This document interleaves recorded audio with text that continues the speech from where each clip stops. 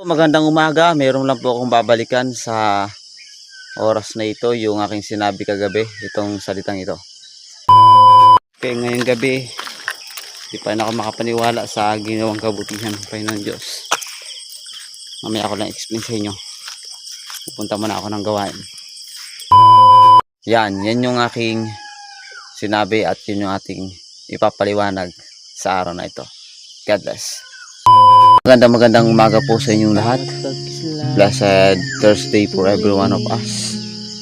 Dahil sa bagay na gusto kong balikan, yung sinabi ko po kagabi na meron akong gustong ipagpasalamat sa Panginoon Diyos at ipapaliwanag ko na lang after po ng gawain. Hindi ko na po napaliwanag kagabi.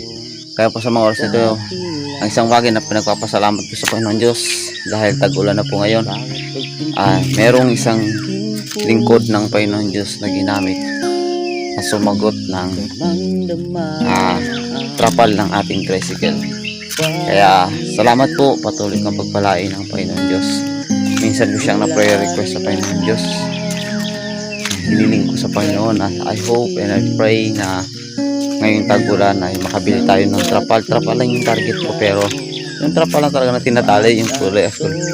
Pero ang sinagot ng lingkod ng Panginoon Diyos ay yung paggawa talaga ng trapal na cover sa ating tricycle. Kaya to God be all the glory. God bless sa ginamit ng Panginoon Diyos at salamat po Panginoon sa lahat ng blessings. Kaya iba kapag ang Diyos yung kumilos sa ating buhay.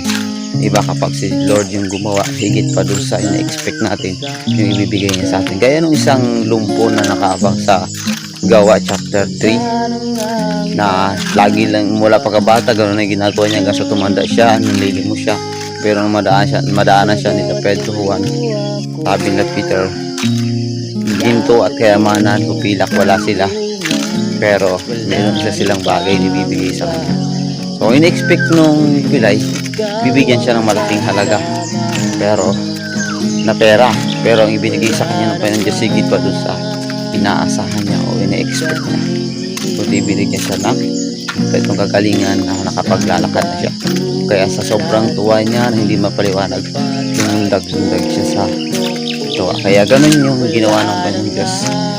Ang bibiling ko lang sana yung detali na trapal na isang buo, pero higit nun yung tugon ng Panginoon sa Kristo.